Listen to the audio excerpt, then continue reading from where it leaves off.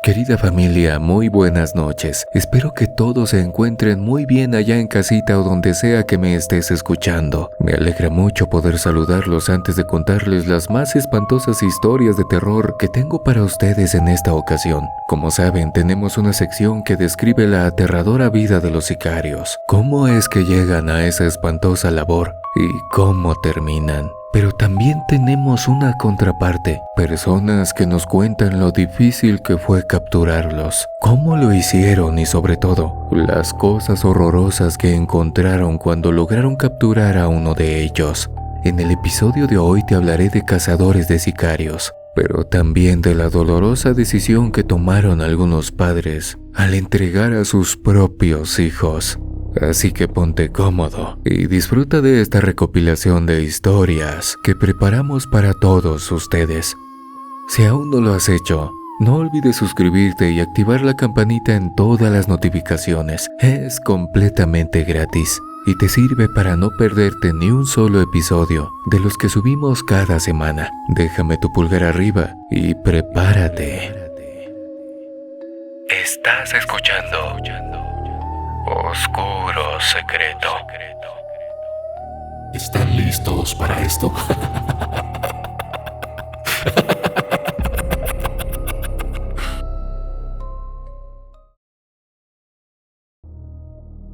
Mi nombre es Gervasio Platero y un sicario le quitó la vida a mi hijo. Mi muchacho era policía, uno de esos que soñaban con limpiar las calles de la delincuencia y convertir esta ciudad en un sitio donde la gente pudiera vivir sin preocuparse de que alguien le hiciera daño a ellos o a sus seres queridos.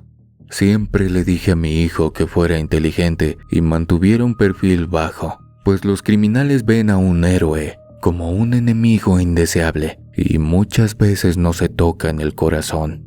Además, solo en las películas interviene Dios, los ángeles o hasta la mismísima Virgen para salvar al que obra bien.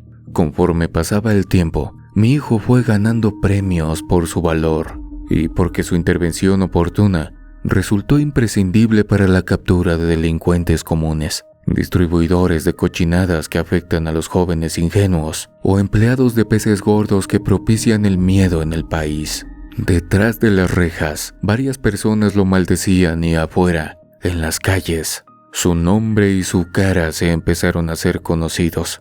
Un día, después de participar en la captura de un jefe delincuencial importante, hasta salió en televisión. Lo entrevistaron y él ante la cámara dijo que siempre tenía miedo durante las misiones o investigaciones, pero anhelaba el día en el que la ciudad estuviera libre de criminales. Y por eso seguiría luchando para sacar de las calles a cualquiera que actuara con maldad. Creo que ahí quedó firmada su sentencia, porque pasaron 2 meses y lo atacaron. Lo cuidaron. Cuando salió del trabajo y se dirigió a casa, lo esperaron en unas calles cercanas, pero solitarias, y ahí le vaciaron un cargador encima. Cuando se realizó la investigación, resultó que fue un sicario. En donde ocurrieron las cosas no había cámaras, por eso las cosas se complicaron. Sin embargo, el que se encargó de mandar a mi muchacho al otro mundo dejó un recado sobre su cuerpo que decía: esto le pasa a los puercos presumidos. Este es un aviso para que aprendan a estar calladitos. Además, estaba firmado por un tal Jonathan. Ese fue el único dato que se pudo hallar. Por más que se revisaron los videos de los alrededores, no se vio nada extraño. Después de mucho penar, mi esposa, mis otros hijos y yo sepultamos al que era nuestro orgullo más grande y rogamos por su descanso. El problema fue que yo no podía descansar. Cuando me acostaba por las noches, mi cabeza se ponía a pensar: mi hijo fue una buena persona. Era honesto, responsable y ayudaba a todo el que se le cruzara. No merecía haberse ido así, en un callejón, entre bolsas de basura y olor a meados. Pero también, en el fondo de mi cabeza, una vocecita me decía que mi muchacho merecía justicia, incluso si la policía no era capaz de dársela. Así fue como le informé a mi mujer que me haría cargo. Ella se enojó, lloró y me reclamó. Sin embargo, al final fue más grande mi deseo de regresar un poco del mal recibido. Mi estrategia fue fácil. Primero busqué a la gente de los barrios bajos, escuché con atención lo que se decía y fingí consumir porquerías para que nadie sospechara. Yo solo iba para limpiar el honor de mi hijo. Por desgracia, en esas calles olvidadas de Dios hallé historias aterradoras, muchas de las cuales no eran conocidas más que por la gente que andaba cerca. En las zonas más peligrosas fallecía gente por montones. En varias ocasiones vi personas en las calles tiradas que ya no respiraban. Pasaban 2 días y hasta que olían mal, alguien reportaba e iban a recoger los cuerpos para echarlo a la fosa común. En las noches, de repente, se oían los gritos de alguna muchacha y la risa de un hombre, o en el peor de los casos, la de un grupo de sujetos que se divertían con ella. Los días en los que quise intervenir fueron muchísimos, pero resistí. Tenía una misión: cazar al hijo de su que me arrebató a uno de mis seres queridos. Anduve preguntando y me enteré de que Jonathan era un sicario muy especial, pues trabajaba para varias organizaciones delictivas, pero no pertenecía a ninguna. Hasta el momento nadie sabía cómo era, pero muchos lo buscaban. Poco a poco, como un perro que olfatea en busca de su presa, aprendí y me acerqué a los más grandes.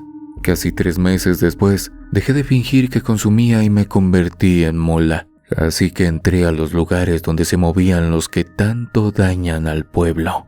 Anduve vendiendo bolsitas de hierba verde y polvos, pero luego empecé a abastecer a otras mulas. Una tarde, mientras me entregaban una carga especial, oí algo que me dejó helado. Jonathan viene por un encargo del patrón. No lo podía creer. Por fin vería a ese maldito. Las manos me sudaron, el cuerpo me tembló y apreté los dientes con coraje. Esperé e hice cualquier cosa para no irme. De repente, alguien dijo que ya venía y esperé cerca de una puerta, preguntándome si debía atacarlo ahí mismo, aunque los demás después me hicieran picadillo. Estaba visualizando mis posibilidades cuando entró por la puerta alguien que no imaginaba. Esperaba a un tipo grande, con cara de malo, pero el que entró fue un chamaco de 13 años. Pensé que podría ser el hijo de alguien o un error, pero no. Ese escuincle que tenía la vida entera por delante era un sicario. Me fijé en que llevaba una enorme arma atorada en la cadera. Aquel artefacto se veía enorme en comparación con él, que era un chiquillo flaco, bajito y pálido. No obstante, cuando pasó cerca de mí y me miró, comprendí que su imagen exterior solo sería para engañar. Sus ojos estaban repletos de una oscuridad que solo se adquiría después de haber hecho muchas cosas malas. El chaval fue a hablar con los jefes, se quedó ahí un rato y regresó por donde llegó, y me fui atrás de él. Lo seguí hasta unos departamentos alejados de todo. Luego, así como él hizo con mi hijo, lo cuidé. Una noche regresó solo al domicilio y luego salió por algo. Lo seguí de lejos. Fue a una tienda y cuando salió, me acerqué más. En cuanto lo tuve a mi alcance, saqué una larga y afilada hoja metálica y se la en la espalda. Se la saqué y se la volví a meter. Vi que trató de agarrar su arma para defenderse, mas no pudo. Antes de que alguien me viera, corrí lejos y por el camino dejé parte de la ropa que llevaba. Después fui al cuarto donde rentaba. Me cambié, recogí mis cosas y volví a casa. Al llegar a casa le dije a mi mujer que ya estaba. A los pocos días salió en la televisión el horrible caso de un niño sicario que recibió una cucharada de su propia medicina. Al verlo, mi esposa rompió a llorar. Le tuve que contar todo y explicarle que ese escuincle era en realidad hijo del demonio y que a pesar de sentirme sucio y culpable, Al menos quité de las calles a alguien que podría haber hecho cosas peores.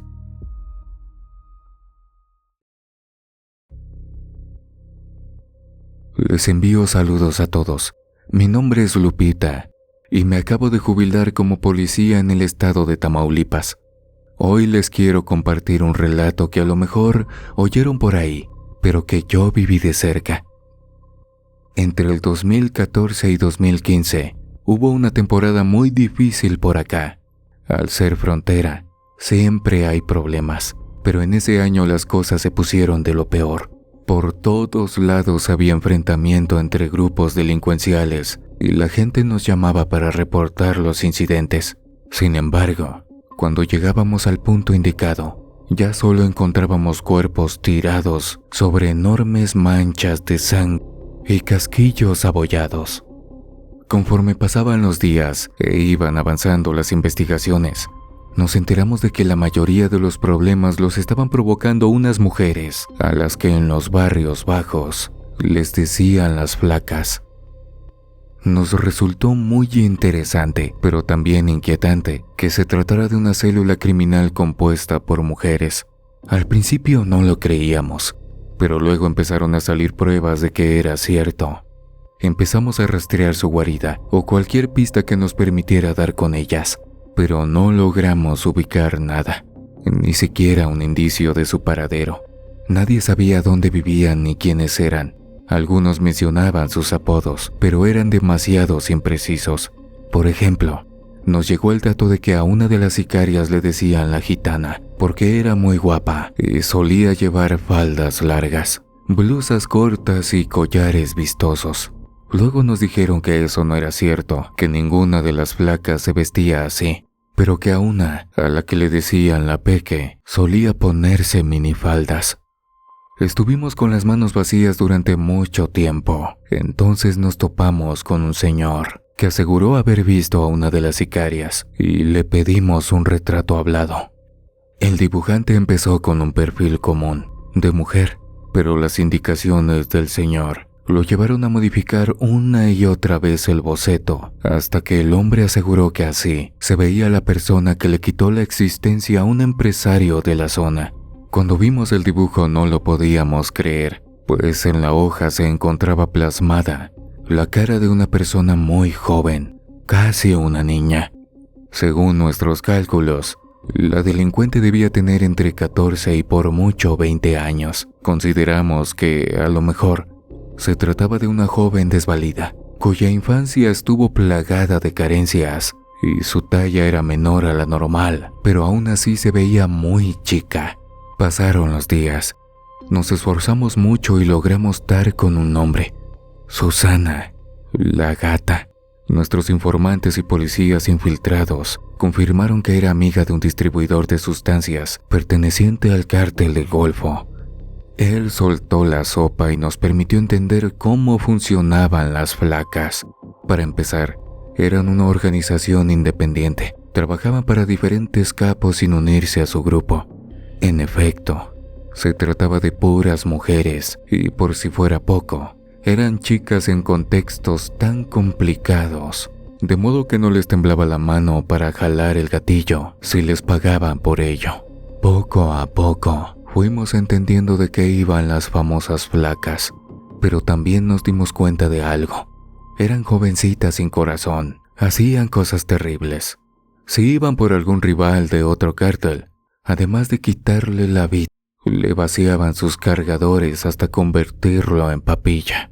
Muchas veces, cuando nos reportaron el hallazgo de un cuerpo, los forenses no podían ni recogerlo, pues estaba tan maltratado, tan lleno de agujeros debido a los proyectiles que se despedazaban.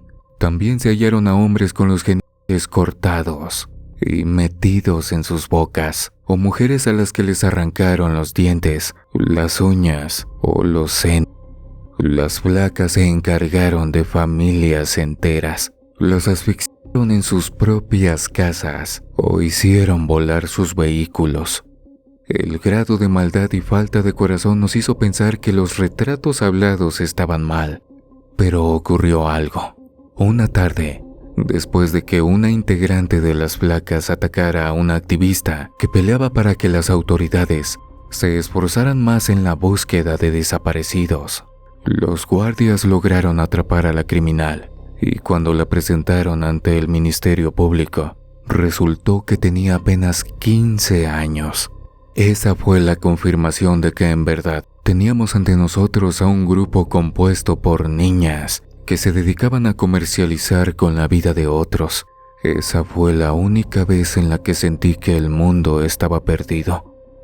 Sí, había cosas feas por todos lados, pero tener que perseguir y encarcelar a un grupo de muchachitas que deberían estar seguras en su casa, protegidas por sus padres, me rompió el corazón.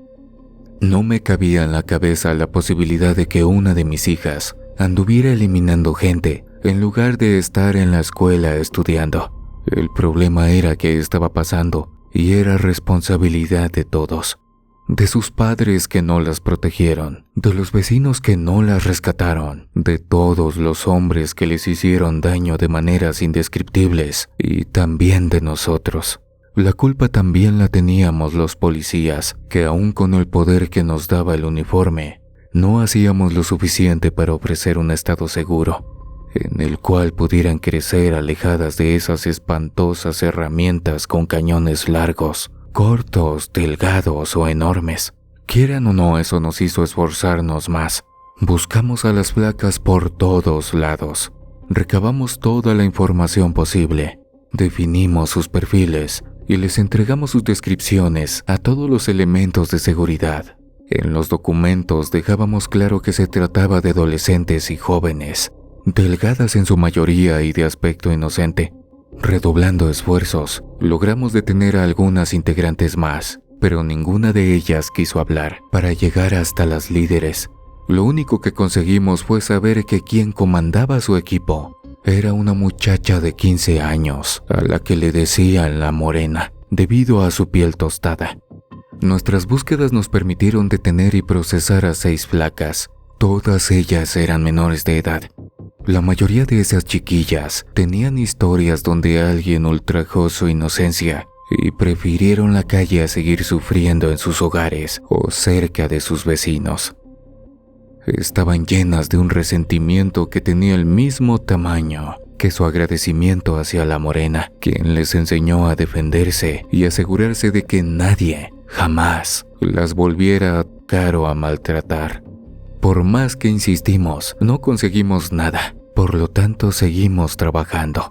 Lo terrible fue que alguien más astuto se nos adelantó. Una mañana recibimos la denuncia de un ciudadano y cuando acudimos a ver qué pasaba, hallamos una caja de la que escurría un líquido rojo. Encima, tenía un papel en el que decía: "Con el cártel Jalisco no se juega".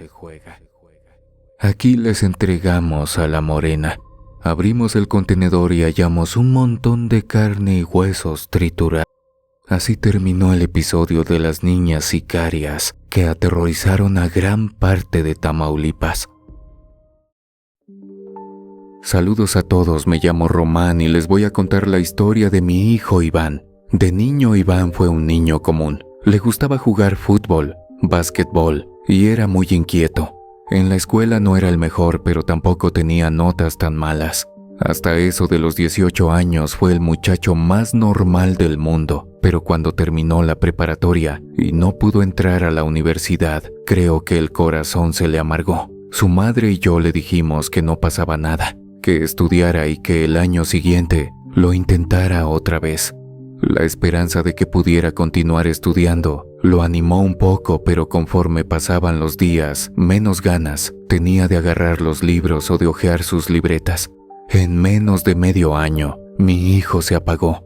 Con trabajos lo sacábamos de la casa para ir al mercado. Me imagino que cayó en una depresión, pues mientras él se quedaba estancado, sus compañeros ya empezaban a formarse como profesionales. En esos días creo que el alma de mi hijo se esfumó y su lugar fue ocupado por alguien desconocido. Empezó a discutir por todo, tanto con su mamá como conmigo, y a veces hasta a su hermana menor le tocaba algún regaño. No se le podía decir nada, pues al cabo de unos instantes, el intercambio de palabras se convertía en una pelea sin final. En esos días creí que Iván había recapacitado, pues dijo que empezaría a buscar trabajo. Su mamá y yo coincidimos en que eso le haría bien y le ayudaría a superar el estado oscuro en el que se encontraba. Los primeros días no consiguió nada y eso lo frustró aún más.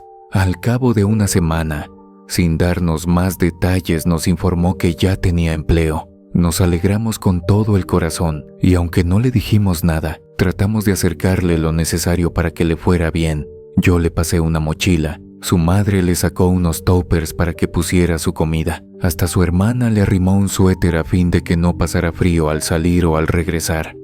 Con el paso de los días, mi hijo fue y vino. Le preguntábamos cómo le había ido y su respuesta siempre era bien.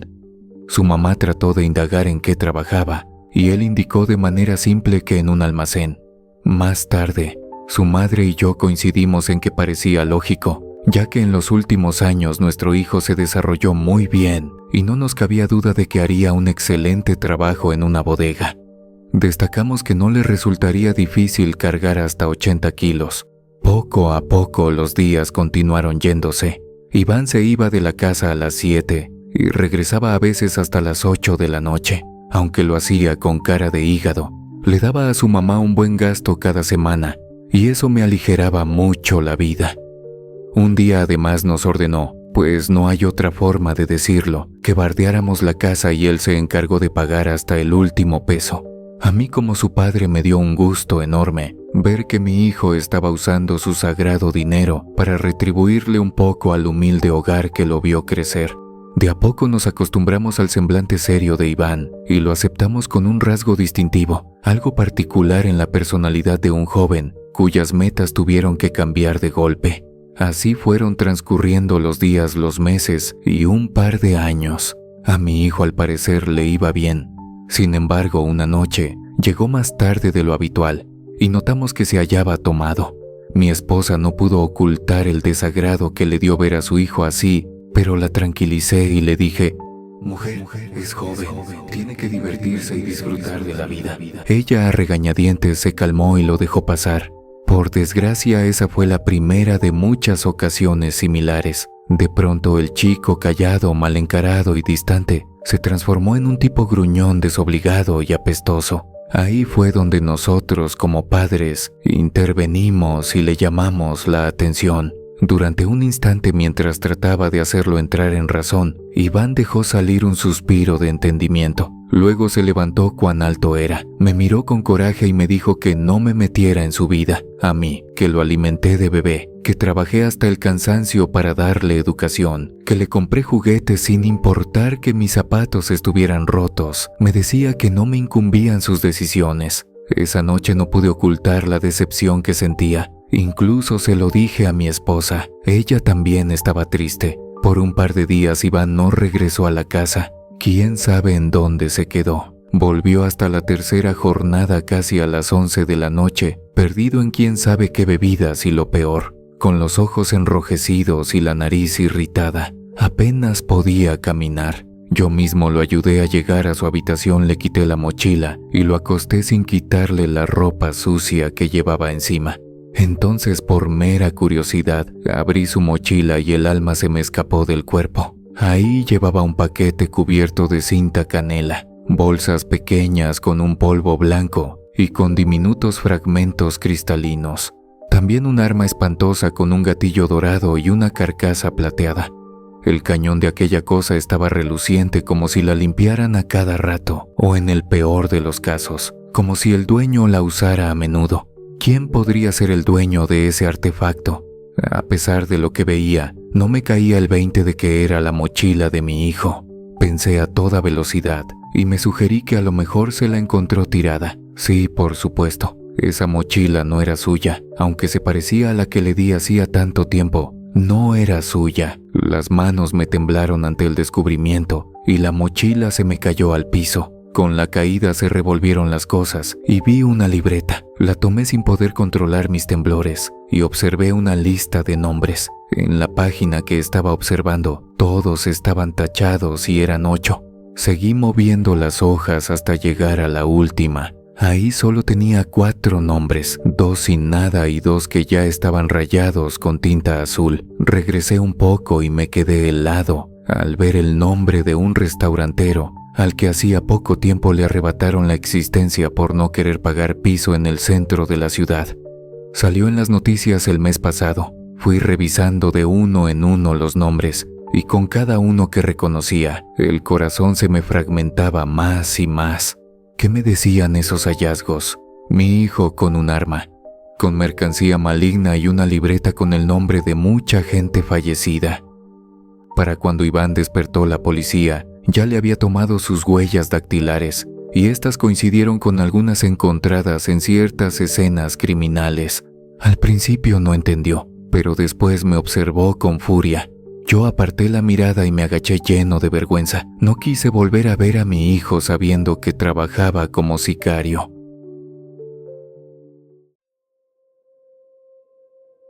Mi nombre es Raúl y soy perito en un ministerio público ubicado en algún municipio de Culiacán. Empecé desde abajo, entrando como policía de apoyo, de esos que no saben nada ni tienen formación de ningún tipo, pero miden más de 1,85 y tienen un peso adecuado para verse bien con uniforme.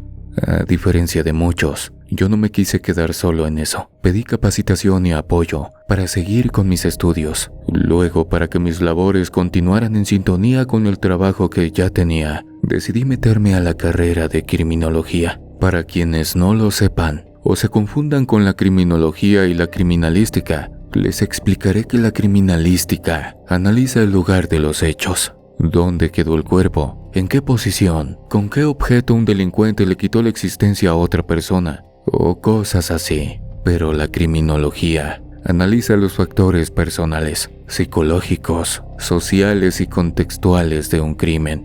En pocas palabras, la criminalística analiza cómo ocurrió un delito, mientras que la criminología busca entender por qué pasó.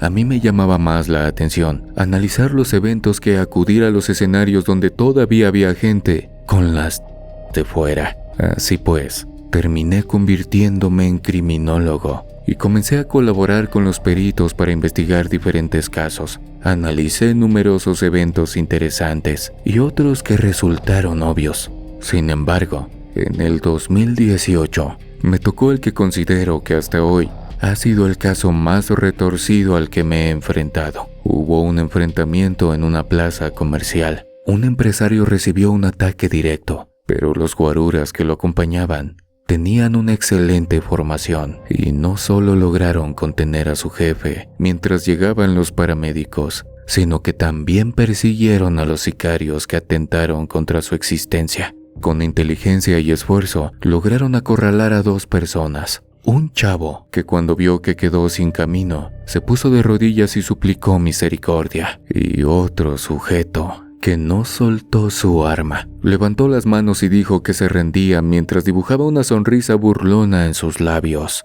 En menos de 24 horas, se confirmó que el joven no accionó ningún gatillo, pero también quedó claro que el otro tipo era más que un simple mandadero del crimen organizado. El hombre se identificó como Ramiro Ponce y su nombre abrió un montón de expedientes que exigían su captura. Según los registros formales, era el responsable de borrar del mapa a más de 25 personas en un lapso de entre 5 y 8 años. Sin embargo, señalo una cosa: esas eran las cifras registradas. Cabía la posibilidad de que hubiera muchos otros crímenes cometidos por Ramiro, sin que la justicia lo supiera. Entonces entré yo. Me incluyeron en los procesos de investigación y una de las actividades era entrevistar al detenido. Así que me dirigí a las celdas donde lo tenían. Desde que llegué, sentí algo raro, como si el delincuente emanara un aire maligno, espeso y desprovisto de oxígeno. Lo saludé con mi mejor cara seria. Me presenté y le pedí que me contara su historia.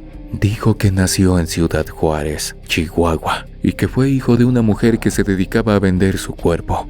Aseguró que no recordaba su infancia, pero que se acordaba de algo que le pasó a los 7 años. Sabía que jugaba conmigo, con mi curiosidad y mi trabajo, pero de todos modos le pregunté cuál era ese recuerdo. Me narró como si se tratara de cualquier cosa, que a los 7 años su madre lo llevó a un hotel.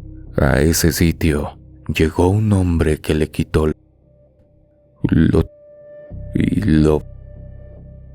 luego tomó y sació su enfermizo. Según dijo, su madre cobró 150 pesos por el encuentro. Luego, de los 7 hasta los 12 años, lo estuvo usando para sacar dinero extra. A los 12, uno de sus clientes se tuvo que ir antes, y él, en lugar de quedar a esperar a su madre, salió del hotel y caminó hasta estar muy lejos de ahí. De acuerdo con sus palabras, aquella experiencia que duró 5 años no alteró sus gustos, porque cuando creció se percató de que aún le gustaban las mujeres. Lamentablemente, la vida de una persona como él no tiene oportunidades. Estuvo en la calle, consumió sustancias prohibidas y llegó a considerar la posibilidad de venderse por sí mismo. Pero conoció a un distribuidor de polvos que se apiadó de él. Ese tipo, que fue lo más cercano a un padre, lo sacó de los vicios, le enseñó a jalar un gatillo y lo recomendó como guardaespaldas de uno de sus patrones. Lo demás lo consiguió por su propia mano.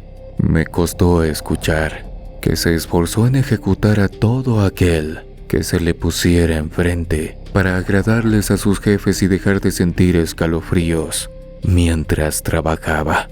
Le consulté a cuánta gente quitó del camino antes de que no sintiera nada, y él respondió que dejó de contar cuando llevaba 80 fallecidos en su lista. Ramiro sabía que sus respuestas estaban siendo grabadas, y aunque muchas de ellas me parecían ilógicas, no logré observar indicios de que se tratara de una mentira, de modo que lo dejé hablar. Reveló que su primer trabajo como sicario lo hizo a los 17 años y le costó mucho, pues tuvo pesadillas por semanas y que a veces sentía que el fallecido lo perseguía en espíritu. Tras contarle sus tormentos al hombre que le dio la oportunidad de salir de las calles, él lo llevó a hacer una oración a un sitio muy especial. Al llegar, no encontró crucifijos ni vírgenes, sino una estatua enorme de Lucifer. La figura retrataba a un hombre de hermosas facciones, con las alas rotas y unos pequeños cuernos en su frente.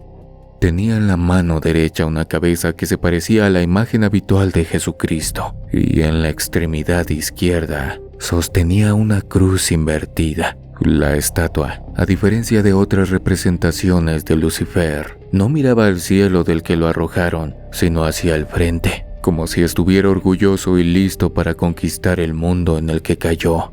Ante aquella figura, el hombre le dijo a Ramiro que jurara lealtad y que le ofreciera algo. Él, sin saber que podría agradarle a esa entidad, ofreció su alma. Confesó que hizo un sencillo pacto con Lucifer, y es que si lo cuidaba, él le ofrendaría el alma de todo aquel al que le vaciara el cargador de su arma.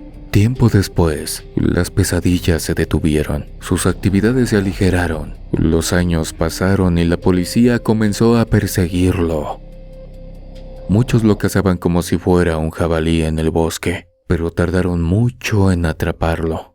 Culminé con mi entrevista, la transcribí y la metí al archivo. Con la confesión que hizo y la irrefutable evidencia del ataque al empresario, estaba seguro de que terminaría en una prisión de alta seguridad. No obstante, la mañana en la que sería trasladado a su celda final, desapareció. Luego de revisar las cámaras, se encontró con que a eso de las 3 de la mañana, los videos dejaron de grabar. A las 2, Ramiro estaba acostado en su dura cama de piedra, y para las 3:30, cuando se reanudó el video, su celda apareció vacía y silenciosa. Por más que buscaron, el tipo no apareció. Nadie vio nada, y yo pienso que a lo mejor Lucifer fue el que lo rescató para no ir a la prisión. Hoy les voy a contar la historia de los Torres. Mi nombre no se los puedo decir, pero fui policía de investigación en Michoacán. Además de mi labor en oficina, a veces me mandaban a campo para agilizar los procesos. En Michoacán, los delitos son el pan de cada día, más cuando están relacionados con los carteles y los capos de las sustancias prohibidas. Entre la basura de la basura humana, se hallaban algunas células delincuenciales que nos daban muchos problemas, pero entre ellas se encontraba un tipo que nos puso los pelos de punta desde que empezó a escucharse su nombre en la zona. Se llamaba Iván Torres y era un sicario que trabajaba para la familia. Hubo un día en el que se reportó un olor repugnante en una casa. La policía acudió a ver qué sucedía. Mis compañeros tocaron la puerta sin recibir respuesta y tuvieron que forzar la cerradura. Al ingresar al domicilio, una peste les dio en la cara. Olía a podrido. En específico, olía a carne putrefacta. Luego de pasar por la zona frontal de la vivienda y dirigirse hacia el fondo, los policías detectaron un montón de moscas verdosas que comenzaron a zumbar a su paso. Cuando llegaron a una habitación ubicada al fondo, descubrieron una cosa espantosa. La habitación estaba salpicada de un fluido rojizo. Incluso el techo tenía muchas manchas. En el suelo, el líquido ya se estaba secando y lucía coagulado. En una esquina se hallaban 3 cuerpos desnudos: un hombre, una mujer y una femenina de entre 13 y 15 años. La habitación roja ya era perturbadora. Los cuerpos sin ropa resultaron escalofriantes, pero todavía fue peor notar que no tenían cabezas y que esa parte de sus organismos yacía una junto a la otra sobre la cama, las 3 con los ojos abiertos. Los policías que contemplaron aquello se quedaron pasmados. Algunos corrieron hacia atrás para vomitar. Otros temblaron y el resto no supo qué hacer. Tras el impacto, se llamó a los superiores y entre ellos acudí yo, pues se trataba de algo demasiado delicado. Yo mismo, cuando lo vi, no pude entender cómo alguien sería capaz de hacer algo tan espantoso. Resultó que se trataba de una familia, nada más y nada menos que la de un hombre que fungía como custodio en una prisión local. Poco a poco fuimos uniendo piezas. Pronto comprendimos lo que sucedió. El custodio se las dio de honesto. No aceptó un soborno para darle tratos especiales a un integrante menor de la familia. Los delincuentes lo internaron. Subieron el monto ofrecido y el hombre se negó otra vez. Y entonces le mandaron a un sicario para que escarmentara.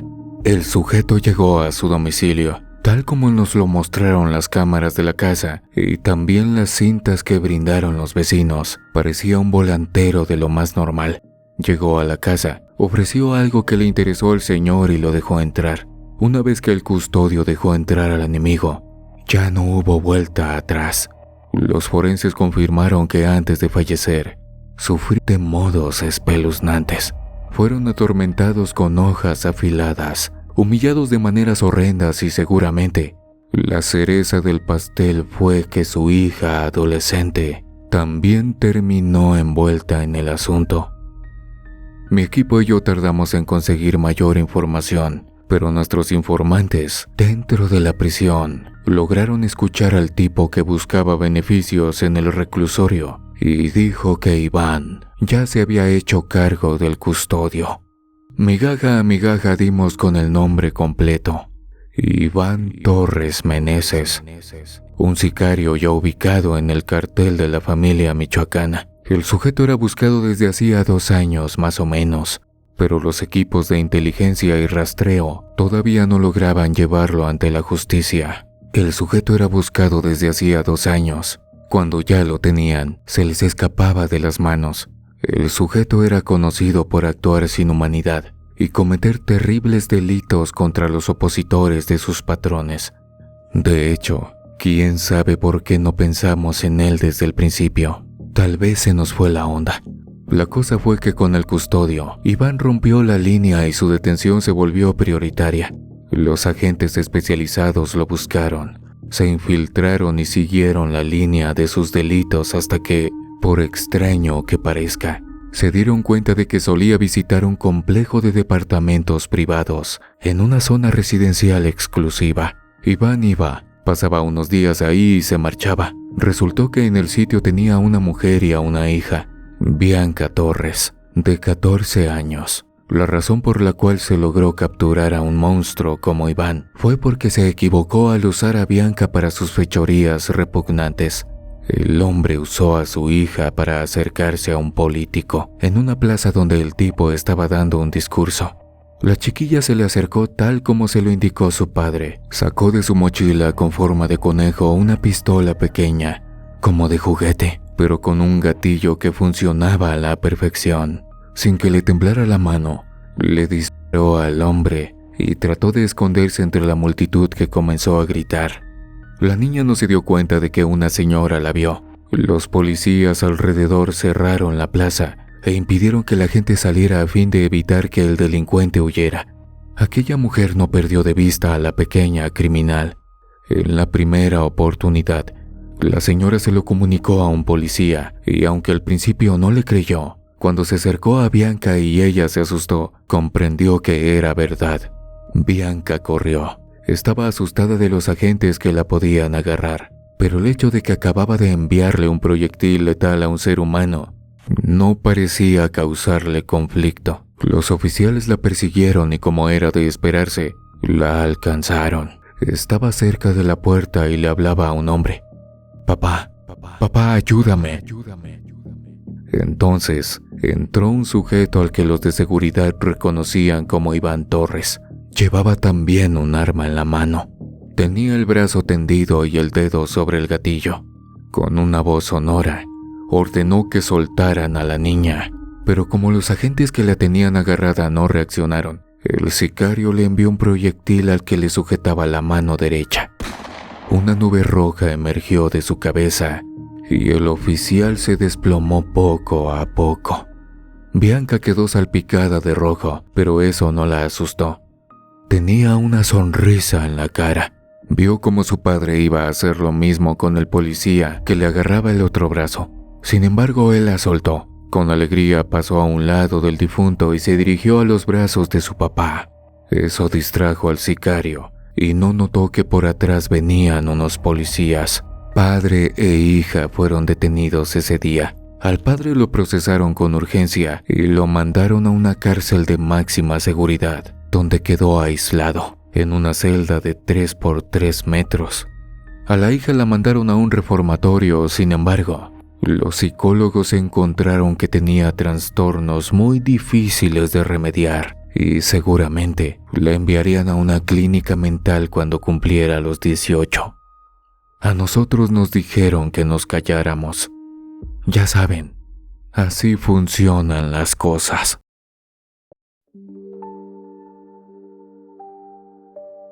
Nunca voy a decir que soy el mejor padre. Como bien saben, para ser papás no existe un manual en el cual diga lo que está bien y lo que está mal. Tanto los padres como las madres aprendemos sobre la marcha y casi siempre nos esforzamos por convertir a nuestros hijos en personas de bien, que sepan trabajar y valerse por sí mismos. Lo malo es que a veces, aunque les brindemos los mejores consejos y les demostremos que pueden contar con nosotros, hay un punto de quiebre en el que ya no podemos intervenir. Está en su libre decisión el hacernos caso o ignorarnos como si fuéramos cualquier cosa. En mi caso, los problemas los tuve con mi hijo Alejandro. Desde niño tenía algo, una mirada como de malo. Siempre que jugaba con sus 2 hermanos uno u otro, terminaba llorando porque él les pegaba demasiado fuerte, los pellizcaba o les causaba algún tipo de dolor. Al principio creímos que se debía a la típica brusquedad que se suele presentar en los niños, pero que al paso del tiempo disminuye porque van comprendiendo cómo funciona el mundo. La cosa es que eso no sucedió. Alex continuó portándose como bestia a menudo. A los 13 años, cuando comenzó a mostrar los cambios de la adolescencia, mi esposa y yo decidimos llevarlo con un psicólogo que al principio sí le ayudó. De acuerdo con lo que nos dijo, Alejandro tenía muchos sentimientos reprimidos, causados quizá por la falta de tiempo que mi esposa y yo a menudo experimentábamos debido a que los dos trabajábamos para sacar a nuestros chamacos adelante. Aquella conclusión me pareció repugnante de parte del hombre, pues en otras palabras significaba que mi hijo estaba demente porque lo dejé solo por mucho tiempo y, por lo tanto, las acciones de Alejandro eran mi entera culpa.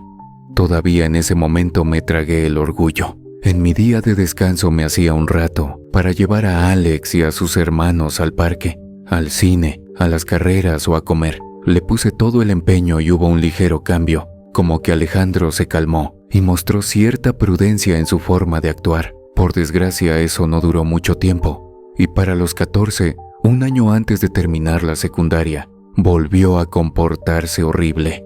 Incluso insultó a una maestra y se fue suspendido por 3 días.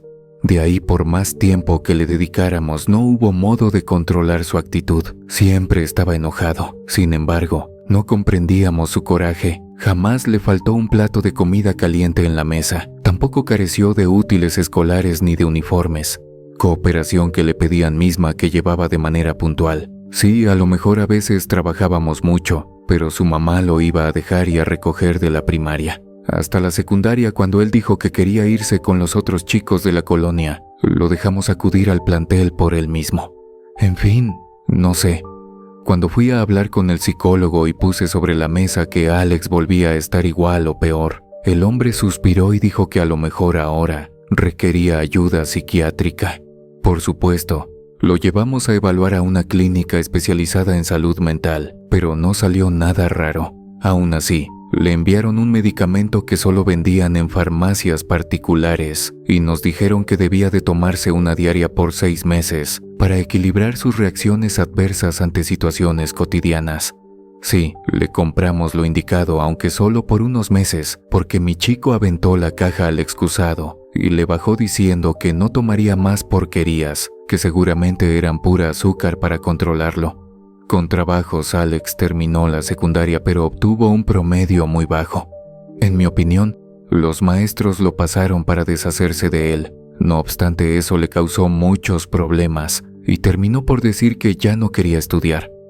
De momento, el quitarse de encima la carga escolar nos trajo calma a su madre y a mí. Mi hijo se la pasaba metido en su cuarto sin molestar a nadie. Solo bajaba a comer y después se volvía a subir para sentarse frente a la computadora, a jugar videojuegos en línea o ver películas de su interés en la televisión. Sé que eso estuvo mal, o quizá era lo que debíamos de hacer, dejarlo estar y ya. Nunca lo sabré. El caso es que el tiempo transcurrió y cuando menos me di cuenta, Alejandro ya andaba rozando los 19 años. Llevaba 4 años sin hacer nada. Su cuarto era una porquería. Pesaba muchos kilos más que cuando salió de la secundaria e iba por la casa con una barba en la que podría meterse una rata y ni se daría cuenta. Así que una tarde entré a su habitación y le dije con la mayor claridad que debía de buscar trabajo, pues ya no le pagaríamos los servicios ni le daríamos de comer gratis. Al principio mi hijo me miró como si estuviera bromeando. Luego comprendió que era en serio y, tal como solía ocurrir, se enojó. Su furia pasó de 0 a 15 en cuestión de segundos. Me gritó como si yo fuera su peor enemigo y en ese mismo instante agarró una mochila, la llenó con lo que pudo y se salió azotando la puerta.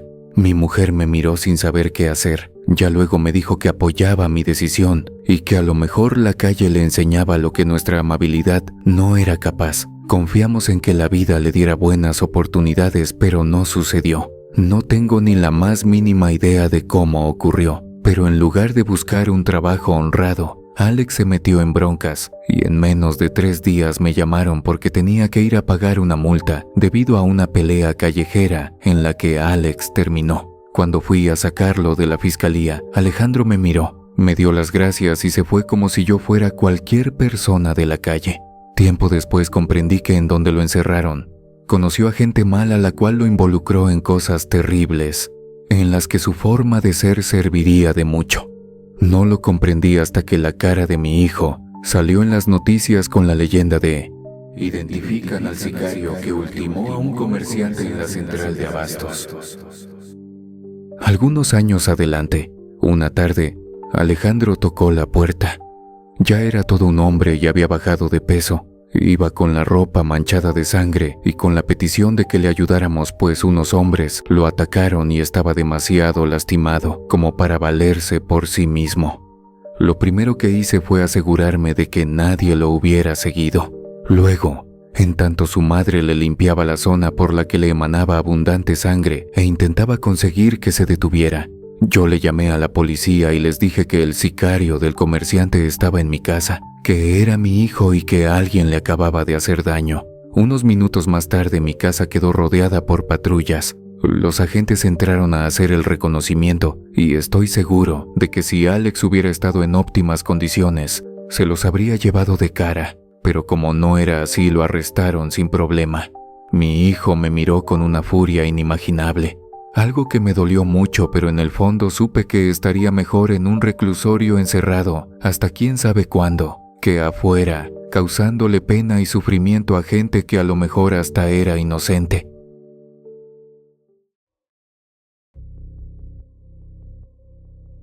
Soy militar porque mi papá también lo fue, y de un modo u otro, sus hijos empezamos a ser militares desde niños. En casa reinaba un ambiente ordenado, con castigos ligeros pero inevitables en caso de no respetar las reglas. Mi padre nunca nos trató con ferocidad, pero sí tuvo mano dura con nosotros. En casa éramos mi mamá, mis 3 hermanos, mi papá y yo. Mi hermano mayor hoy es médico militar, el orgullo de la familia, aunque no lo digo con desagrado o envidia. Lo aclaro porque a veces el que más sobresale es al que nadie quiere, y acá no es así. Admiro mucho a mi hermano y le deseo lo mejor. Mis otros 2 hermanos forman parte de la Guardia Nacional y van escalando poco a poco gracias a su dedicación y esfuerzo constante. Yo por mi parte, soy militar de inteligencia y al igual que los policías, es mi obligación diseñar estrategias para neutralizar amenazas. Para esos años, mi padre ya andaba en la cima de la organización, codeándose con los grandes y presumiendo el avance de sus hijos, así que nos sentíamos comprometidos a sobresalir para nunca defraudarlo. En un intento de ir a la par con mis hermanos, decidí integrarme a un equipo de búsqueda de personas con mucho interés, específicamente sicarios. Existe una cantidad inmensa de personas que son buscadas en el país, tanto hombres como mujeres, aunque debo aclarar que los hombres son más. Casi todos están relacionados con el crimen organizado, pero hay algunos que llevan sobre sus espaldas delitos de los más extraños, como un hombre que robaba puercas para cometer actos repugnantes y huyó cuando lo denunciaron.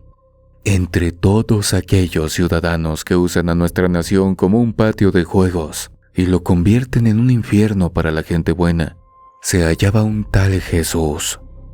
Contrario a lo que su nombre inspiraba, se dedicaba a quitarles la existencia a otras personas a cambio de dinero. Trabajaba para un cártel local en el Estado de México, pero a veces se desplazaba hacia otros estados y por eso se convirtió en un blanco de la justicia nacional. Así pues, ese fue el tipo que nos asignaron a mi grupo y a mí. Empezamos las pesquisas, rastreamos a su gente, seguimos sus huellas e infiltramos hombres entre los suyos. Entonces, un día, por fin nos llegó el dato de un sitio en el cual se podía encontrar a Jesús. Nos movilizamos de inmediato y llegamos a un restaurante de mariscos.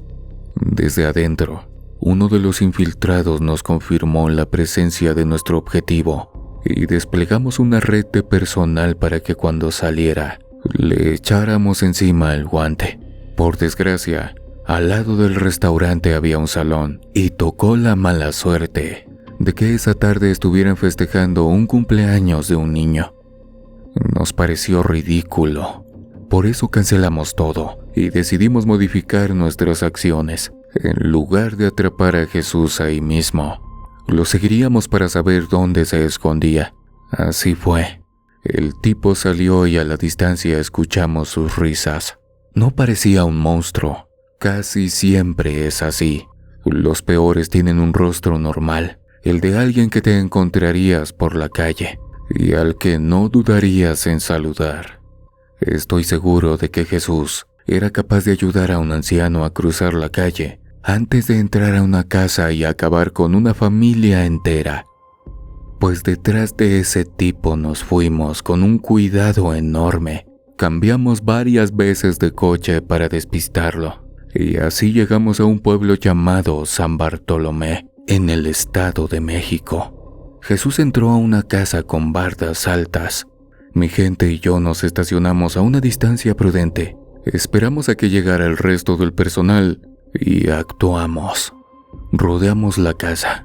Ya traíamos orden y todo. Otro colega voló la chapa del portón.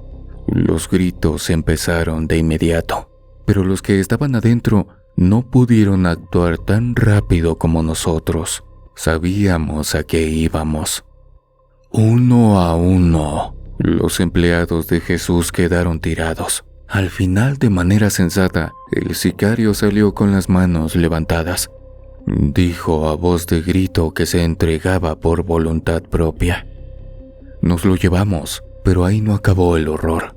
Se tuvo que hacer una revisión de la casa donde lo agarramos, y dentro de las habitaciones hallamos cosas que nunca imaginamos ver. En un cuarto, Jesús tenía un altar a Satanás, con enormes estatuas negras y rojas. Unas tenían ojos de mujer, cabeza de cabra y pezuñas de bestia. Otras tenían la apariencia de un ser enorme, gordo y desparramado. Observamos innumerables veladoras encendidas y otras ya consumidas, así como bandejas para incienso, en las que se apilaban numerosos fajos de billetes con alta denominación, manchados con sangre ya seca. En otras habitaciones hallamos camas limpias, aunque sin muebles alrededor. Quizá, según fuera el caso, ahí metían a alguna de sus víctimas. En lo que debía ser la alcoba de Jesús, descubrimos un cochinero, muchas latas y botellas de cervezas tiradas, numerosas colillas a medio quemar, así como diversos platos con un polvo blanco y unos fragmentos de algo que parecía cristal. Por último, mis compañeros notaron que en el fondo había un cuarto con candado y por eso rompieron la cerradura. Al abrir, una fragancia nauseabunda nos dio en la cara. Olía a podrido, a carne echada a perder. En el interior de ese espacio reinaba la oscuridad, pero prendimos las lámparas de nuestros cascos y observamos una escena repugnante. Había muchísimas partes tiradas por todos lados, llenas de gusanos y moscas, a las que no les importaba que estuviéramos ahí. Además, para completar el espectáculo, en una esquina se encontraba un torso colgado de ganchos, como esos que usan en las carnicerías. No tenía piernas, brazos, ni... Pero al enfocar mejor, vimos que poseía...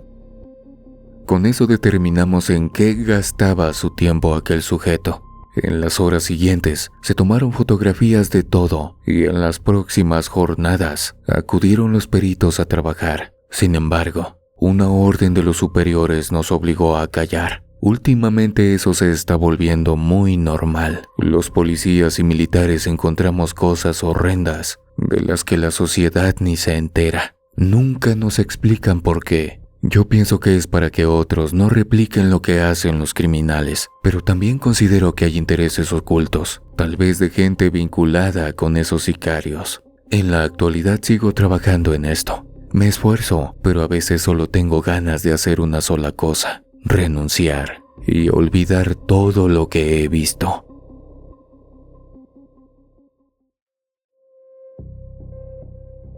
Hace 10 años me salí de trabajar en el Ministerio Público.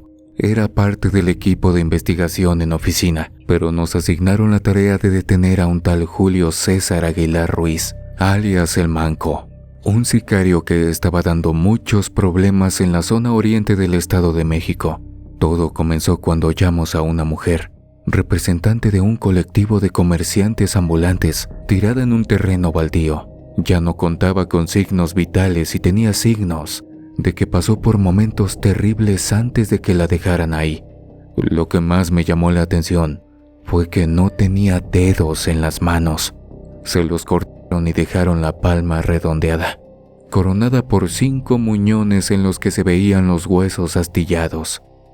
No pasó ni una semana cuando se encontró a otra persona, ahora a un policía que desapareció 3 jornadas antes.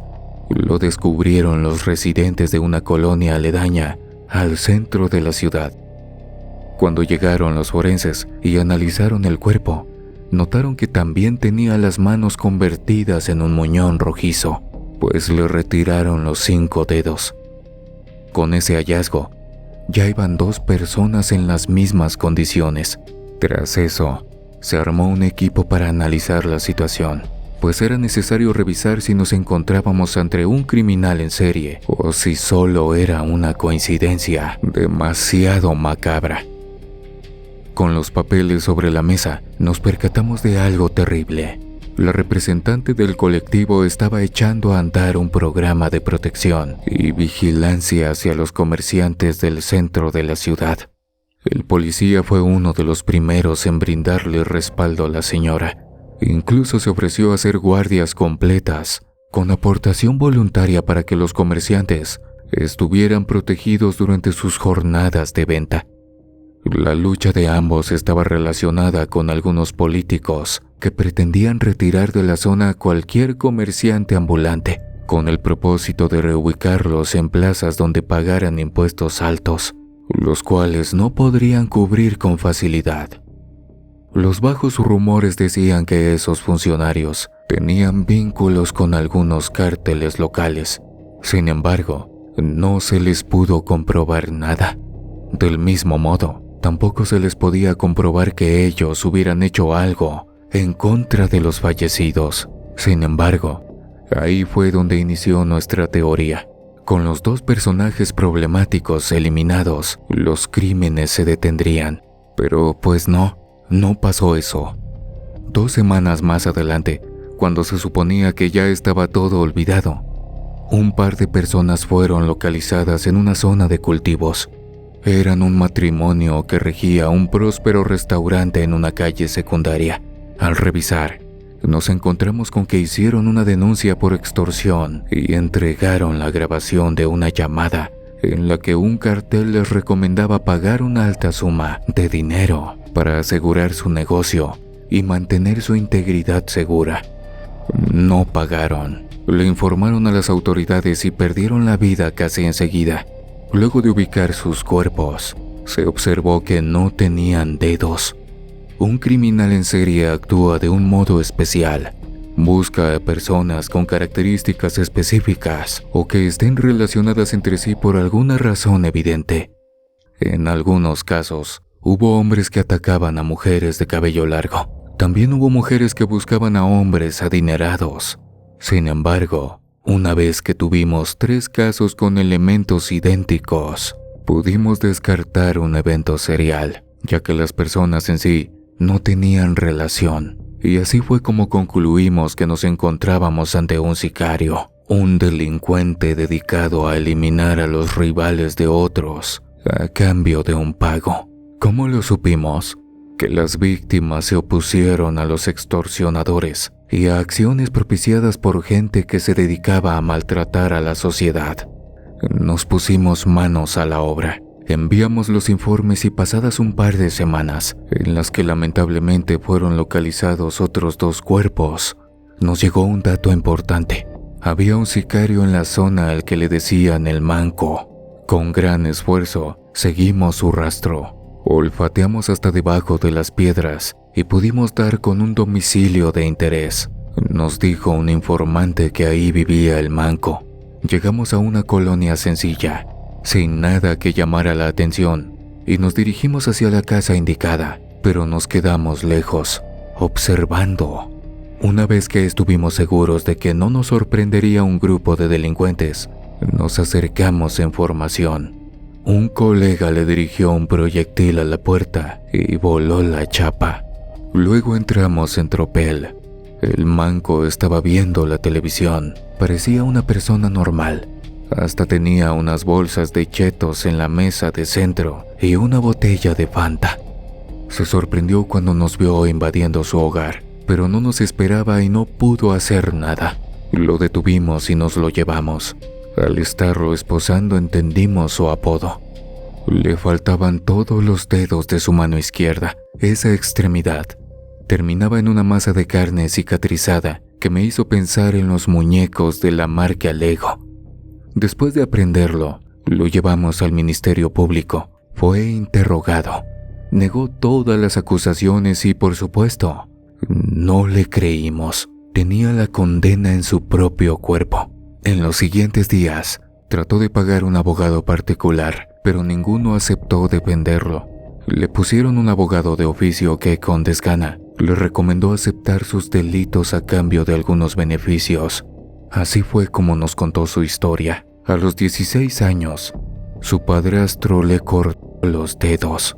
Su madre no hizo nada para impedirlo. Huyó mientras los muñones frescos derramaban una interminable cantidad de sangre.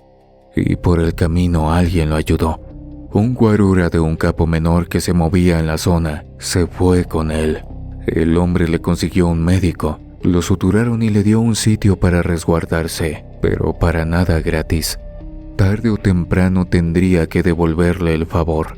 Para eso debía aprender a usar una de esas herramientas metálicas, de cañón mediano y gatillo firme.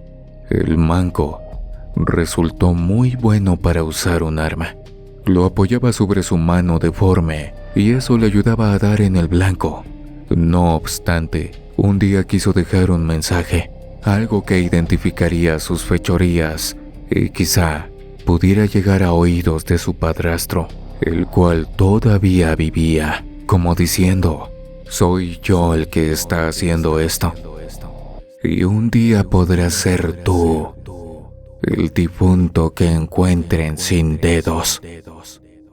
El manco fue procesado y enviado a un reclusorio con una condena de apenas 20 años. Cuando lo metimos al agujero, tenía 23 años y han pasado 8, así que todavía le cuelga un buen rato. Le tocaba mucho más, pero nos dio muchos nombres, direcciones e información que en los años siguientes permitió sacar de las calles a mucha escoria. Así que, además de la reducción, también consiguió que le dieran la posibilidad de salir bajo fianza cuando cubriera 17 años en prisión. De modo que no falta mucho para que un sicario que hizo tanto daño vuelva a estar entre nosotros.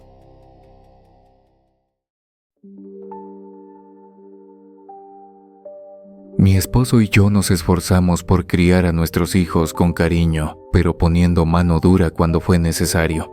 No quiero decir que fuimos padres insensibles, como los de las generaciones de antes, esos que ante cualquier falta les cruzaban la cara a sus hijos con toda su fuerza. Tampoco es que fuéramos tan blandos como para dejarlos hacer lo que quisieran. Estábamos en un punto medio. Hablábamos con ellos, les explicábamos la situación con la mayor objetividad posible y les dábamos opciones para solucionar los malentendidos. Así pues, creíamos que estábamos forjando una familia hermosa, constituida por mi esposo, Ricardo, mi hijo mayor Martín, el de en medio de nombre Abraham y el pequeño Josué. Yo me llamo Samantha. Y quisiera decir que esta es una historia con final feliz, pero en realidad ni por poquito lo es. Igual y si lo fuera, no podría estarles contando a ustedes. Todo comenzó cuando Martín llegó a los 16 años. Mi muchacho y yo teníamos una excelente comunicación, pero hubo algo que no vi y que al final lo llevó hacia el mal camino. Por esos días conoció a una muchacha llamada Natalia, pero no en la escuela, sino en una plaza. La tal Natalia tenía su edad, pero ya no estudiaba. Trabajaba en un puesto de regalos para ayudarle a su familia a salir adelante, o eso fue lo que dijo. Martín solía ir a esa área a comer helado con sus amigos o a charlar un rato después de la escuela. Al conocerse, él y la muchacha se cayeron bien. En esos días supongo que la chica puso en práctica el encanto que poseía como vendedora. Fue linda, amable, coqueta y luego enredó a mi hijo en cosas inimaginables. Un día me llamaron de la escuela para decirme que Martín llevaba 4 días ausente. Sin embargo, yo todas las mañanas lo pasé a dejar en la entrada. Mi hijo volvía justo cuando se supone que debía de regresar de las clases, así que lo esperé como si nada hubiera pasado. Preparé la comida, limpié la casa y en cuanto Martín entró a la casa, le pregunté cómo le había ido. Mi muchacho respondió con tranquilidad que el día estuvo bien. ¿Sí? ¿Cómo te está yendo en matemáticas? Andabas un poco mal en esa materia. Consulté mientras le servía espagueti y guisado de carne con verduras. Martín contestó que al parecer mejoró su desempeño, pues en los últimos días los temas revisados estaban siendo más ligeros. Al oír eso, el corazón me dolió. Me pregunté en qué me equivoqué y cómo podría resarcir el error. Sentí miedo de no poder conseguir que mi hijo recapacitara, y eso me inundó los ojos de lágrimas. Aún así consideré que todavía no era el momento de soltar la bomba. Me aseguré de que Martín empezara a comer y fingí que andaba limpiando la sala. Entonces agarré la mochila escolar que mi muchacho cargaba y la abrí. Dentro vi un par de libretas, bolígrafos y basura, pero también un par de pequeñas bolsitas de plástico transparente, dentro de las cuales se veían 2 sustancias, un fino polvo de color blanco y un producto parecido a granos de sal. El alma, si ya la tenía dolorida, se me hizo pedazos. Caminé con las evidencias en la mano y encaré a Martín. Según recuerdo, no grité, no levanté la voz más de lo que necesitaba para que me oyera bien. Mi hijo, el que siempre fue aplicado en la escuela y un ejemplo para sus hermanos, me trató de arrebatar las bolsitas. Se enfureció y su cara mostró un coraje inmenso. Me gritó que no debía de revisarle las cosas, pero yo le cuestioné de dónde sacó aquellas porquerías. Él me dio la vuelta con frases indignadas. Me dijo que sabía lo que hacía y que no le tenía confianza, lo cual por supuesto era verdad. Ya no se la tenía en lo más mínimo. La charla no tuvo resultados favorables. Sin terminar de comer, Martín se levantó de la mesa, aventó los platos y salió de la casa.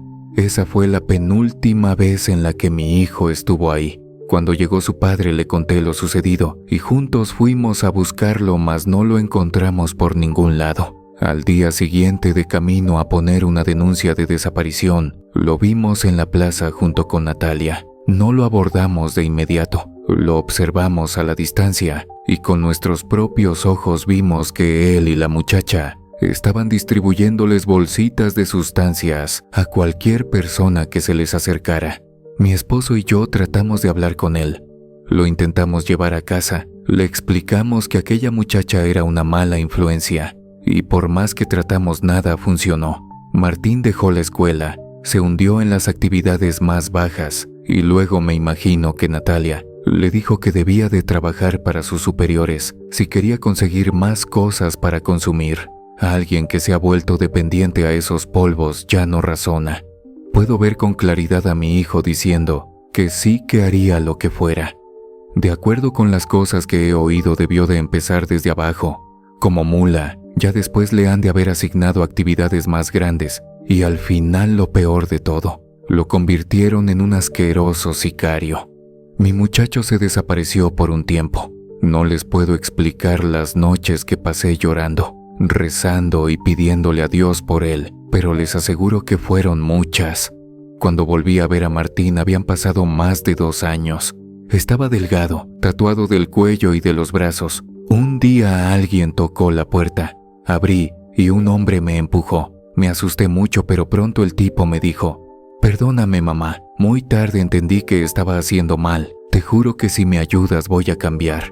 Quiero volver a estudiar y convertirme en alguien de provecho. A lo mejor ingeniero, tal como tú querías». En esa persona observé los vestigios de mi hijo, pero también me fijé en su ropa manchada de sangre y en una pistola metálica con un peligroso cañón del que podría salirse un proyectil en cualquier momento. Mi corazón me decía que lo abrazara, que mi hijo estaba de vuelta, pero la razón me indicaba que estaba mal, que cubrirlo me convertiría también en una criminal. Le pregunté a Martín por qué estaba tan asustado y él me explicó que la policía lo andaba buscando, que por favor lo ayudara a esconderse. Yo asentí y le dije que se subiera a su cuarto. Luego cerré la puerta, bajé por las escaleras y usé el teléfono de la sala. A los 10 minutos llegaron las patrullas. Al escuchar las sirenas, Martín se asomó con una cara de terror y me preguntó qué había hecho. Yo le respondí, lo correcto. Esa fue la última vez que mi hijo estuvo en casa. Durante el juicio resultó que le quitó la existencia a más de 50 personas en menos de 2 años. La policía lo buscaba desde hacía 12 meses, faltándole muy poco para cumplir 19 años. A mi muchacho le dieron cadena perpetua y la esperanza endeble de que si se portaba bien a lo mejor lo dejaban salir como a los 60 años. En la actualidad está cumpliendo 6 años adentro. Lo visito siempre que puedo y me alegra que al paso del tiempo comprendió las cosas. Ahora, aunque está encerrado, está estudiando lo que afuera no pudo y trabajando para ganarse unas monedas. Aunque me hubiera gustado que eso lo aprendiera, pero no a la mala.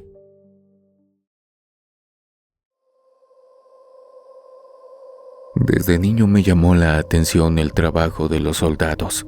Mi mamá me contó que a los 5 años le dije que quería vestirme como los judiciales que salían a hacer rondines por nuestro pueblo. Se lo pedí con tanta insistencia que no le quedó de otra más que prometerme que haría lo posible para conseguirme un traje de mi tamaño. Yo era una pirinola. Estaba muy pequeño. Sin embargo, mi madre hizo lo que pudo.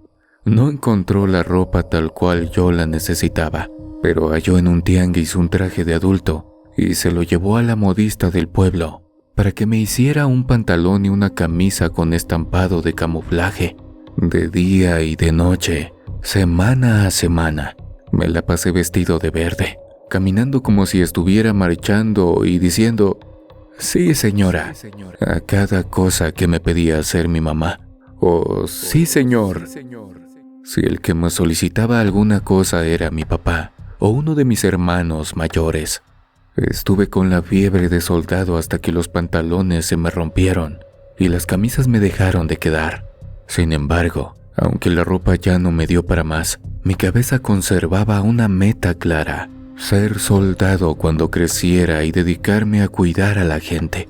Eso era lo que, según yo, hacían los soldados. Protegían a los demás. Con el transcurrir de los años no quité el dedo del renglón. Y cuando llegué a los 18 y pude empezar los trámites para mi cartilla militar, decliné la oportunidad de hacer el sorteo en el que algunos se libraban de marchar y les dije que quería participar en los entrenamientos, sin importar los duros que fueran. Las personas a cargo del proceso me dejaron inscribirme sin problema y poco más adelante empecé a acudir con los instructores. Desde la primera vez que fui, les dejé claro que quería entrenar y prepararme para convertirme en un soldado como ellos. Así que me exigieron el doble a mí. Si los otros chavos hacían 1 hora de marcha, a mí me pedían 2. Cuando acabaron las prácticas, los demás se despidieron con su cartilla liberada. Sin embargo, en mi caso, metí mis papeles a la escuela militar para comenzar con mi formación en todas las de la ley. A lo largo de 4 años yo aprendí cosas académicas, pero sobre todo físicas. Me enseñaron a usar armas, a moverme con estrategia y a poner mi cuerpo al límite para cumplir con las misiones encomendadas. Para cada cosa di mi mejor esfuerzo. Por desgracia, cuando acabó mi instrucción, me di cuenta de que las cosas no serían como me las imaginé. Para empezar, no siempre era necesario andar fuera del cuartel, y la mayoría de las misiones consistían en atrapar criminales. Aún así, al final pensé que sacar a las lacras de las calles también era una forma de apoyar a la sociedad. Sin embargo, nunca me imaginé que terminaría persiguiendo sicarios, y en especial a un tipo muy peligroso cuyo nombre era Valentino. Y es que Valentino era un sicario bajo el mando de la llamada familia michoacana. Era un tipo sin piedad, al cual le ordenaban eliminar a ciertas personas y él iba a hacer el trabajo sin preguntar. No le importaba si se trataba de personas humildes o comerciantes ricos. Le daba igual vaciarle el cargador a una mujer o hacer que una camioneta se fuera al barranco. Por eso llegó una orden desde arriba en la que solicitaban su localización y detención inmediata. En esa hoja también decía que si no era posible enviarlo vivo a la cárcel, tendría que irse bien tieso a la fosa.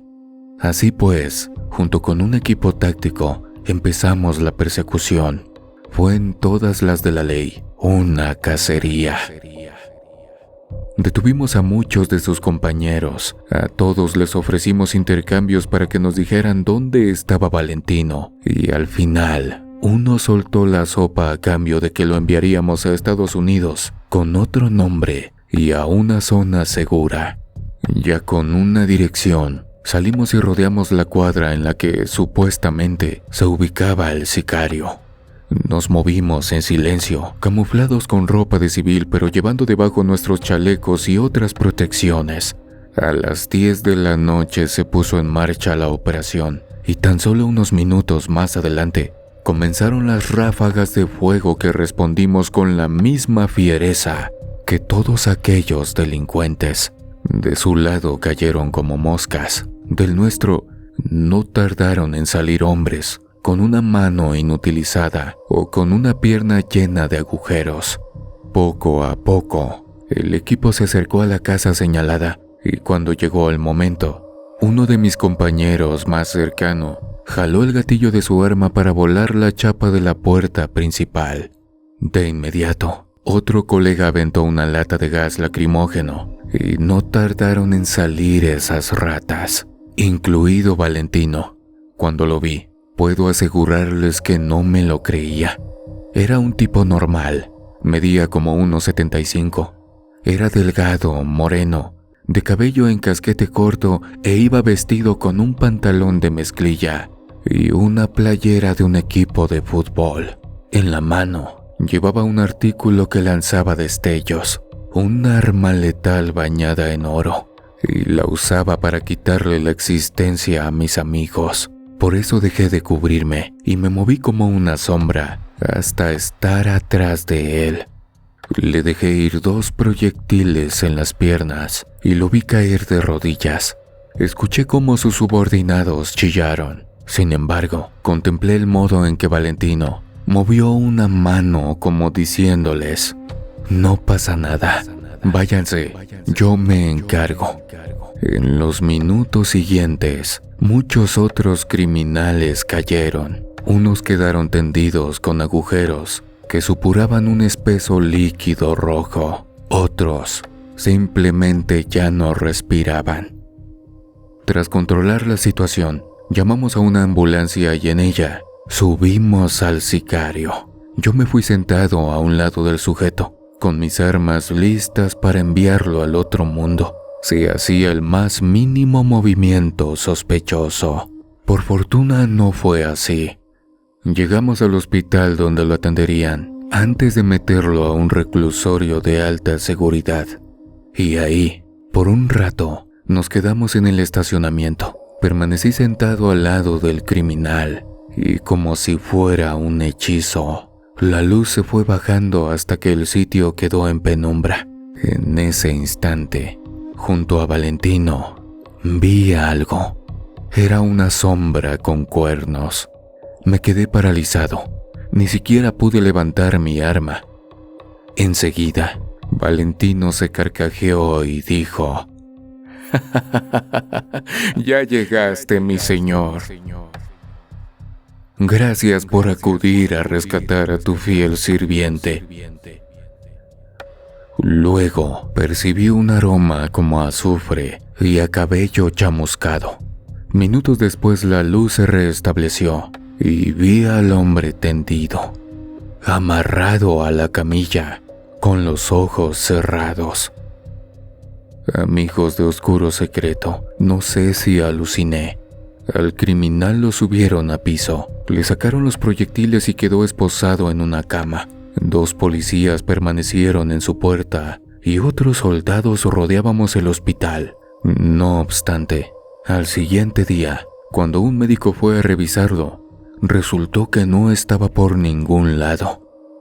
Revisaron las cámaras y no tenían nada grabado. Nadie sabe cómo salió, pero a los 4 meses, en el pueblo de al lado, se oyó que Valentino había eliminado a otro enemigo de la familia.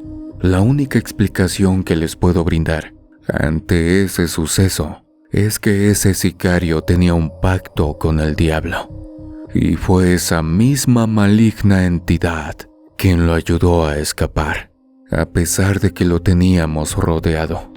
Ahora lo seguimos buscando, aunque sabemos que si el demonio es su padrino, se nos va a volver a escapar.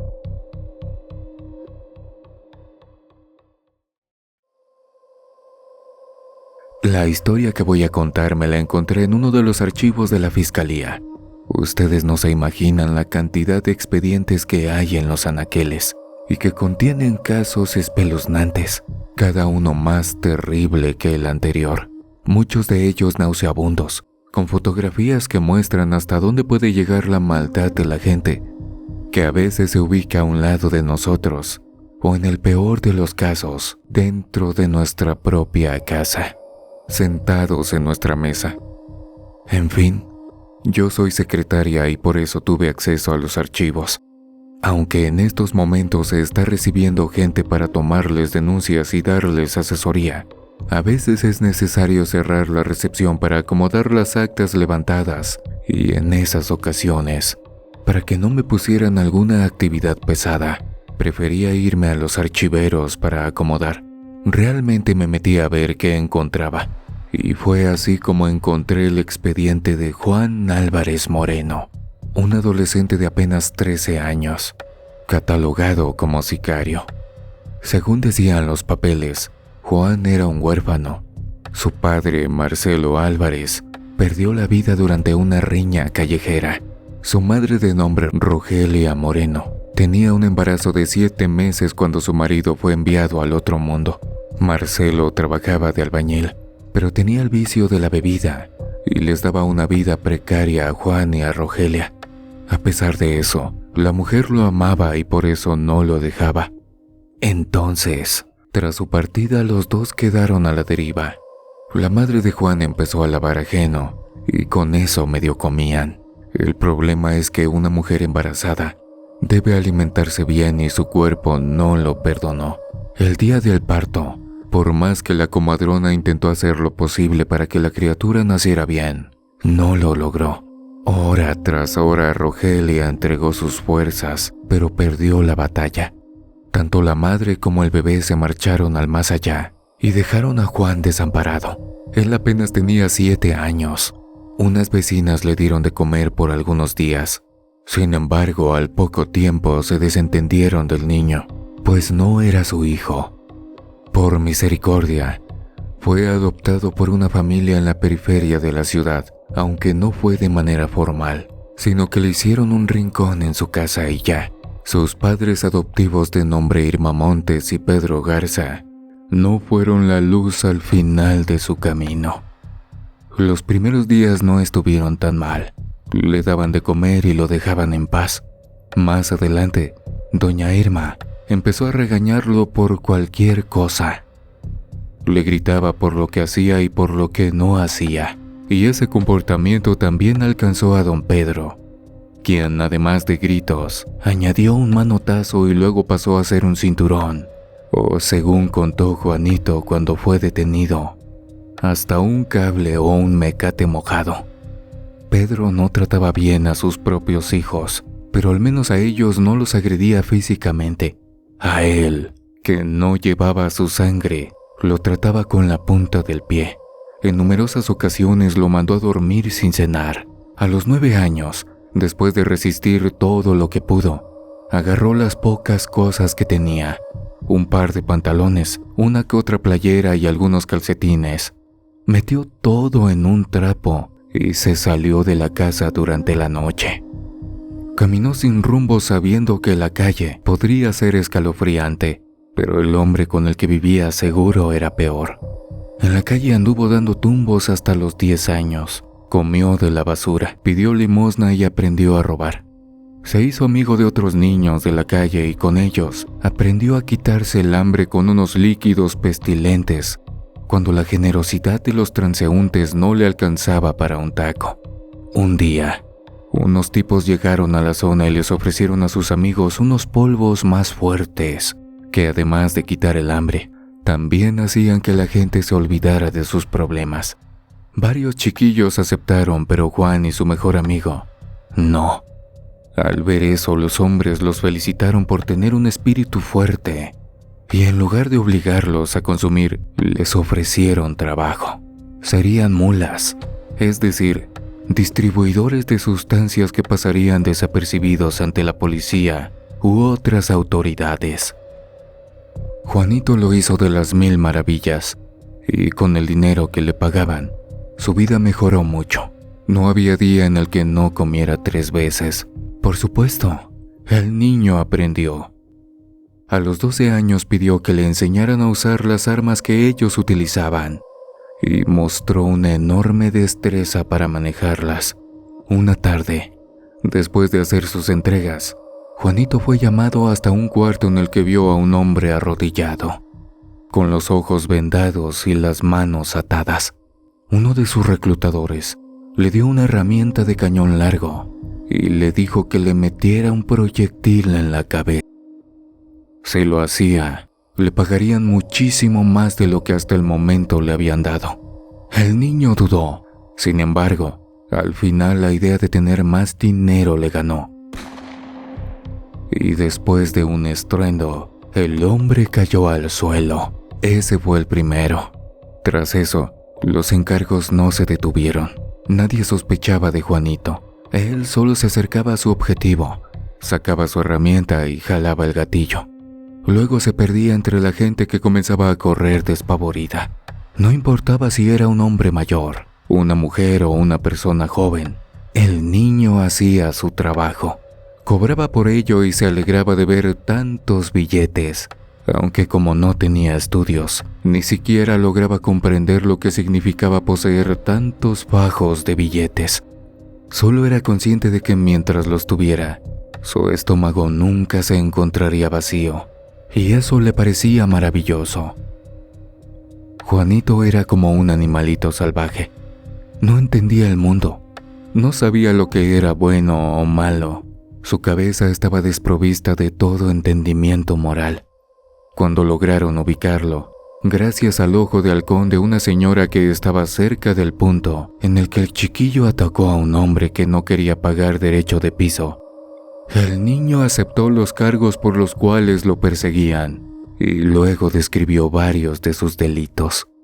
Lo hizo con una voz tan tranquila, igual que cualquier otro niño le contaría a otra persona que pasó la tarde jugando con sus coches. A la mayoría de las personas, Juanito las dejó asombradas. Tenía claro lo que hizo, pero al mismo tiempo no captaba las implicaciones que sus acciones conllevaban. Se le confirmaron 12 crímenes y se dejaron en sospecha a otros 7, pues no pudo recordar si él también se encargó de esas personas o no. Su juicio fue muy raro, pues no se sentía real, parecía una mala obra de teatro, que culminó con una sentencia para Juanito. Sería enviado al reformatorio juvenil hasta los 18 años, y de acuerdo con sus actitudes, durante el tiempo de reclusión o tras cumplir la mayoría de edad, podría ser remitido a una prisión o a una clínica de salud mental. Si mis cálculos no me fallan, el año que viene, Juanito estará cumpliendo 18 años. Sin embargo, su carpeta empolvada ya fue sellada para destrucción, así que solo él y las autoridades sabrán qué fue o qué será de esa pobre criatura que se convirtió sin querer en un monstruo. Querida familia, que descanses. Ahí estaré en tus pesadillas.